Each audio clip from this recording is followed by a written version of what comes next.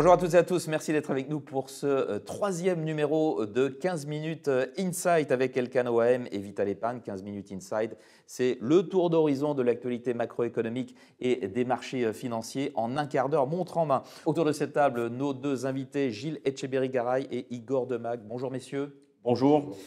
Igor, vous êtes associé dirigeant de Vital Épargne et Gilles, président directeur des investissements d'Elkann OAM. 15 minutes Inside, c'est une émission en trois parties, comme on en a l'habitude maintenant, avec une première partie consacrée aux banques centrales aujourd'hui, Fed, BCE et à leur trajectoire de taux. Et il semble que le doute s'installe sur le calendrier des baisses de taux, ce qui était évident en tout début d'année, l'est beaucoup moins, on le verra en ce printemps. Dans un deuxième temps, on se penchera sur les marchés d'actions. Quel bilan tirer du premier trimestre qui vient de s'achever il a été faste ce premier trimestre. Qu'est-ce qu'on peut en attendre pour la suite? Est-ce que ce bull market, et d'ailleurs, est-ce qu'on a un bull market et jusqu'où peut-il aller? Et puis dans la troisième partie, on s'intéressera notamment à l'or qui vole de record en record, mais non seulement à l'or, mais aussi au Bitcoin ou encore au marché japonais, le Nikkei qui renoue avec des niveaux qu'on n'avait pas vus depuis la bulle de la fin des années 80. Voilà pour le sommaire, 15 minutes Insight, c'est parti.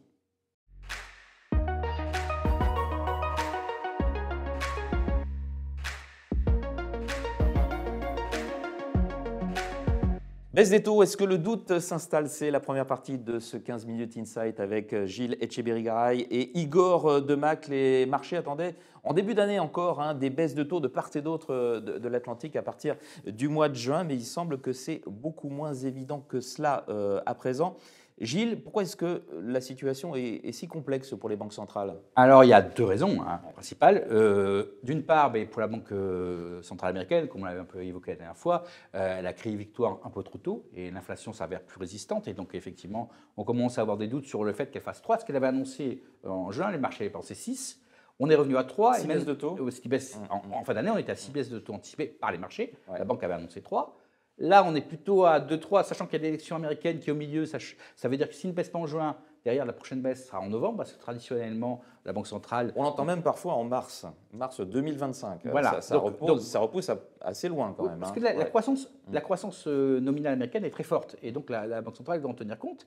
Et ce qui se complique également, c'est que pour la première fois depuis 3-4 ans, on a une désynchronisation, en tout cas en termes d'inflation, entre d'une part les États-Unis, qui sont avec cette croissance, et d'autre part l'Europe et la Chine, et c'est surtout donc la BCE qui se retrouve un peu coincée, puisqu'elle attendait les Américains pour partir ensemble, et là elle va devoir choisir de faire quelque chose, parce qu'on a vu les chiffres d'inflation français et allemands, ils ne sont pas très élevés, donc quelque part les taux commencent à être trop élevés dans la zone euro, et la Banque centrale européenne est un peu s'atermoie en attendant les Américains. Et donc c'est ça la complexité qui arrive, alors qu'on avait une vision très homogène en début d'année, et maintenant on a un peu des gens qui s'éparpillent façon puzzle sur ce sommet. D'accord. Donc Igor, on a vraiment un écart qui se creuse entre une Amérique qui tourne à plein régime et une Europe qui finalement stagne. Oui, tout à fait. Alors nous, on essaye de tourner à plein régime, mais on n'a pas le même moteur, pas le même nombre de chevaux. Donc effectivement, la politique monétaire, il me semble, si elle doit être synchronisée, elle doit quand même toujours être un peu amplifiée pour nous, parce qu'on a vraiment des capacités de croissance réelles. Il ne faut pas oublier que le capitalisme, c'est de la croissance réelle. L'indice d'inflation s'y rajoute, mais il faut être capable de produire des gains de productivité, du chiffre d'affaires, la valeur ajoutée et du bénéfice par action. Aujourd'hui, ce qui est gênant pour les investisseurs, c'est l'incertitude entre les deux politiques monétaires. Sur les marchés. C'est peut-être un peu moins incertain dans le cas des États-Unis, parce qu'on est aussi sauvé par l'aspect croissance réelle, donc on est tiré par cette économie. Chez nous, on est… Aujourd'hui, dans l'expectative, on devait suivre les Américains, mais si les Américains ne baissent plus autant, qu'est-ce qu'on fait? Parce que notre économie est vraiment en difficulté. D'ici juin, on va avoir les réponses. Donc c'est pour ça aussi que les marchés actions, je pense, plafonnent un peu, temporisent, parce qu'il faut avoir un chemin de lisibilité monétaire pour être un investisseur confiant. Bon, Gilles, quels sont les scénarios en matière de baisse de taux à ce jour qu'on est en train de réviser là, à la lumière des dernières statistiques? Normalement, juin, ça se discute, mais ça sera la dernière étape. Après, on repasse à la fin de l'année. Sur la BCE, mais juin semble probable de faire quelque chose, vu l'état de l'inflation. Après, il y a une petite carte aléatoire, c'est le pétrole. parce que l'impact du pétrole est important. C'est inflationniste. C'est inflationniste, voilà. Donc, parce que qu'est-ce qui se passe avec le pétrole là? Bon, c'est toujours le Moyen-Orient, Igor. Bon, ça a commencé dès le début de l'année, hein, donc la frappe israélienne rajoute de l'incertitude, mais sur le consulat iranien en Syrie. Donc, de toute Mm. façon, le pétrole, c'est un impôt sur la consommation pour les consommateurs européens. Oui, sachant que quand même, l'économie devait ralentir en 2024, mondiale. C'est un peu le cas en Europe, on vient d'en parler, mais aux États-Unis, ça tourne à plein pot. Donc c'est normal que par rapport à un pétrole qui est, la production est standard, on ait une demande qui soit supérieure à ce qui était attendu, donc une tension sur le prix du pétrole. Donc on n'est pas l'inflation, on n'est pas sorti de l'inflation finalement, de part et d'autre de l'Atlantique. Bien, merci messieurs, c'est tout pour cette première partie de 15 minutes Inside. À suivre, les marchés d'actions, bien entendu, qui viennent de boucler un excellent premier trimestre. Assiste-t-on à un bull market? Est-ce que la hausse peut se poursuivre? On en parle tout de suite.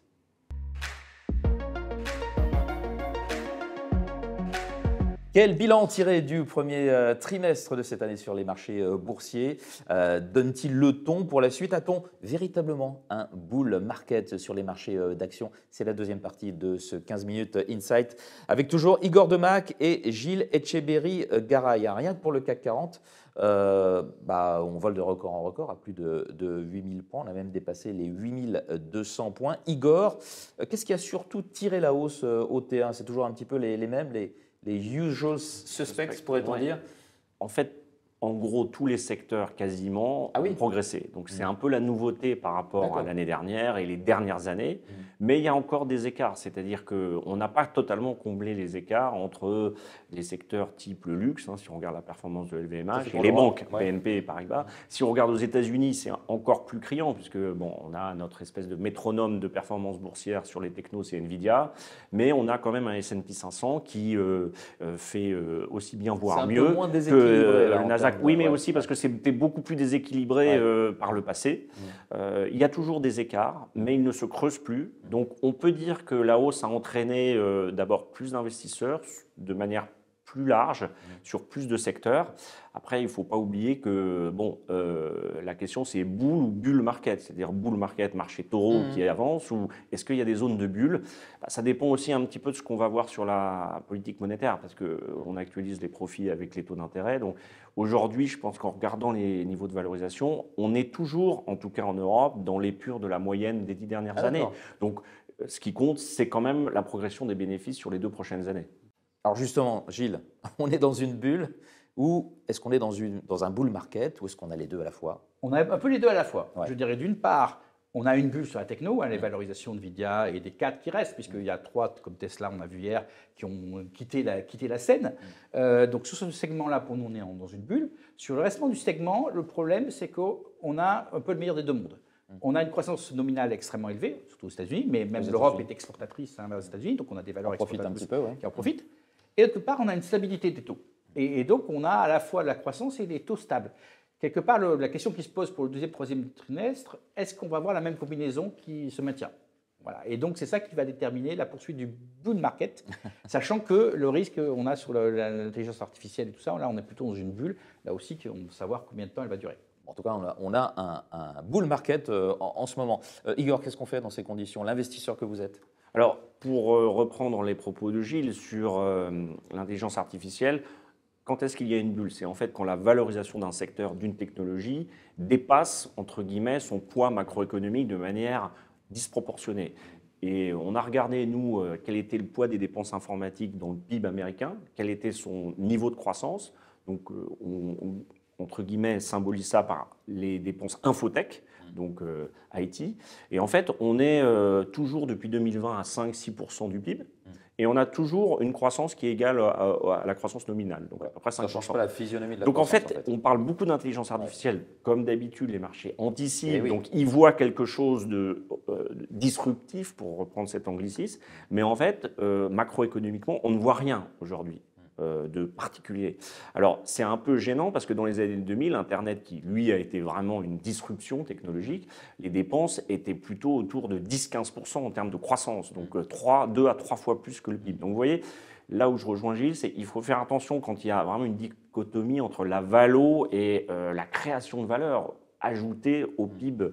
Donc, pas de bulle dans les marchés européens, pas de bulle, on en parlera peut-être au Japon, mais une certaine survalorisation d'un secteur qui aujourd'hui est un peu le love money de tous les investisseurs. Je repose ma question. Comment est-ce que vous investissez dans ces conditions? Alors, on reste investi sur les marchés actions.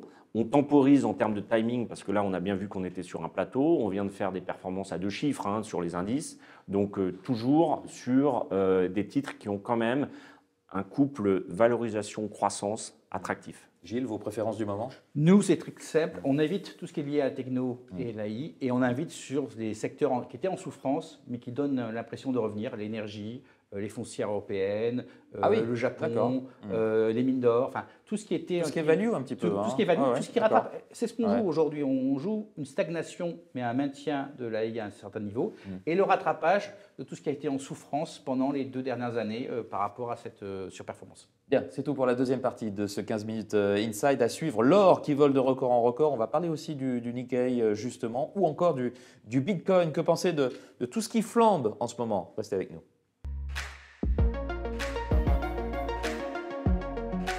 Or, Nikkei, Bitcoin, que penser de tout ce qui flambe en ce moment? C'est la troisième partie de ce 15 minutes Inside, toujours avec Gilles Etcheberry-Garay et Igor de Mac. On va commencer avec l'or, justement, qui ne cesse de surprendre. Ça y est, le cap des 2300 $ l'once est franchi. Igor, ça vous surprend ou pas? C'est un peu surprenant parce qu'on le dit aussi, en général, ça ne peut pas être commun avec une hausse du dollar, ce qui a été un peu le cas ces derniers temps. Après, l'or est toujours un actif de la peur, c'est-à-dire que quand on a une crainte sur le système politique et monétaire, oui, de toute façon, dans l'ère moderne, c'est assez fréquent maintenant d'avoir peur, mais on a peur de cette politique monétaire qui est incertaine, de l'environnement géopolitique qui, lui, est très déséquilibré. Donc, j'allais dire, c'est assez logique. Et puis, pour le Bitcoin, par exemple, qui est une sorte de forme d'or numérique, c'est un peu les mêmes ressorts. Sauf qu'attention, l'or, c'est quand même un matériel physique, ce qui n'est pas le cas du Bitcoin. Et donc, il ne faut pas non plus tout mélanger, mais ce sont des marqueurs de gens qui ne veulent plus aller dans des actifs dits purement côté financier, sachant qu'attention, ni l'or... Côté ou pas côté, il y a l'immobilier aussi. Ni l'or, ni le Bitcoin ne versent de rendement. Gilles? Tout à fait. Je veux dire, ça représente un malaise un peu sous-jacent, cette flambée de l'or, parce qu'effectivement, on se dit que les banques centrales peuvent être amenées dans un corner dans les mois qui viennent. Ça veut dire qu'elles achètent aussi les banques centrales de l'or? Oui, il y a aussi les banques centrales émergentes, mais quelque part, pour moi, je veux dire, c'est le sentiment que tout n'est pas aussi rose dans le bull market, c'est-à-dire qu'on a un risque au niveau des politiques monétaires qui est reflété dans cette poussée de l'or, alors qu'effectivement, le dollar monte, les taux sont plutôt à la hausse, donc c'est des choses qui sont plutôt négatives normalement. C'est une sorte de signal faible? Oui, je dirais que c'est un signal faible qui pousse à la prudence, peut-être, sur les marchés d'actions. Il y a peut-être une correction qui arrive. Qui dit qu'il y a un risque quand même, parce qu'on est dans un scénario optimal, comme j'ai dit, croissance élevée, taux stable, qui n'est pas forcément stable ou qui peut durer 3 mois, 6 mois, mais qui à un moment, avec les élections américaines, on n'en a pas parlé, on en parlera. La moitié du monde va voter. Voilà, on en parlera la prochaine fois, mais on a comme des zones nuages à l'horizon et l'or, à mon avis, reflète un peu ce signal faible de cet aspect-là des choses. Et alors le Nikkei qui renoue avec les 40 000 points, ça ne s'était pas vu depuis la fin 89, oui, de 31 au top de la bulle spéculative japonaise. C'est normal ou pas? Oui, mais... C'est exubérant ou pas, on va dire? Alors non, ce n'est pas exubérant si on le mesure en dollars ou en or. Parce qu'en fait, il faut voir qu'il y a une face cachée à cette montée du Nikkei, c'est qu'on a une baisse… Chute du yen. La chute du yen. C'est-à-dire exprimé en dollars ou exprimé en euros, le yen n'est pas à des records aussi élevés. Je veux dire, on a une monnaie qui est complètement dévaluée au Japon. Les taux d'intérêt sont les plus négatifs de la planète aujourd'hui. Et donc, effectivement… Même si la Banque centrale japonaise a mis fin à c'est plus symbolique qu'autre chose. Des taux, sa politique de taux. Oui, mais c'est ce qui a poussé aussi un petit peu les actions. C'est plus symbolique. C'est plus symbolique qu'autre chose. Je veux dire, ce qu'elle a fait, c'est le minimum syndical, minimum. Et donc, effectivement, le yen a continué à chuter après cette fin de politique négative. Donc, on voit bien, oui, les actions japonaises sont en hausse. C'est un indicateur cyclique d'élargissement du marché haussier, mais c'est au prix du sacrifice de la monnaie qui, elle, donc il faut tenir compte de la valorisation en euros quand on achète des actions japonaises et du risque lié à la monnaie sur les actions japonaises. Un petit mot sur le Japon, c'est sur les actions et sur le Japon, mais le Japon, n'oublions pas que c'est le laboratoire démographique de notre monde moderne. c'est celui qui a commencé à le vieillir le plus vite, pardon, et qui va entrer dans une phase où justement, comment alimenter la machine productive avec très très peu de ressources humaines. Donc c'est probablement l'économie qui va devoir faire le plus de gains de productivité. Peut-être que aussi avec le changement d'attitude sur le retour sur fonds propres, c'est une économie qui va nous surprendre parce qu'elle est confrontée à des défis, j'allais dire, beaucoup plus proches que nous sur la démographie. Donc je pense qu'il y a aussi la vision, on investit dans le Japon pour investir sur la Chine sans être en Chine, etc., qui joue. Mais c'est une économie qui est très intéressante, effectivement, à plein de points de vue, avec du potentiel, mais des défis. Et je dirais... On garde un peu de place pour le Bitcoin quand même. Bitcoin, c'est ce que je confirme, ce qu'a dit Igor, c'est l'or numérique. Ouais. C'est simplement, il y a des gens les plus traditionnels achètent de l'or, les autres achètent du Bitcoin, mais c'est une défiance par rapport aux monnaies, aux banques centrales de l'économie fiat. Voilà. Et je dirais que sur le Japon, il faut faire attention à l'évolution du yen. C'est quelque chose de très très important pour la performance à court terme du marché japonais. Et si le yen est le pendant de l'or, donc s'il y a un problème sur le yen, il y aura un problème sur les actions japonaises. Et je termine sur le Bitcoin quand même, 70 000 $. Le un peu Bitcoin, moins. Il a rebaissé. Oui, bah ça tourne autour des 70 000. Hein. Ça a dépassé largement, c'est repassé en dessous. Ça va à 100 000 Nous, 1 million, moi, $1 million Non, moi je ne peux pas faire de prévision sur un actif dont je ne connais pas et que je ne comprends pas la dynamique de hausse et de baisse. Vous ne mettez pas ça dans vos allocations? D'abord, on n'a pas le droit en tant que CGP. Et ensuite, non, ce n'est pas notre domaine. Il faut toujours se rappeler qu'un actif, la façon de le valoriser, c'est le flux qu'il dégage. C'est pour ça que c'est difficile de valoriser l'or, à part que l'or a quand même une fonction industrielle. Le Bitcoin, non, hein, puisqu'on utilise l'or dans l'industrie automobile ou l'industrie aéronautique. Même un ETF sur le Bitcoin? Mais ça existe aux États-Unis, mais ce n'est pas accessible pour les Européens. L'intérêt de cet ETF, comme on a pu le voir, c'est qu'aujourd'hui, on a un vrai prix. C'est-à-dire qu'on a eu des flux entrants assez forts aux États-Unis sur le mois de janvier, qui ont propulsé à 110 000. Ces flux se sont arrêtés. Donc maintenant, c'est ces flux de particuliers américains qui dicteront, je dirais, le fait qu'ils arrivent à 100 000 ou pas. Ça m'étonnerait, mais c'est toujours possible. Eh bien, ce sera le mot de la fin. Merci, messieurs, d'avoir participé à ce 15 minutes Insight. Igor Demac, associé et dirigeant de Vital Épargne, et Gilles Etcheberry-Garay, président, directeur des investissements de Elcano AM. Et merci à toutes et à tous de nous avoir suivis.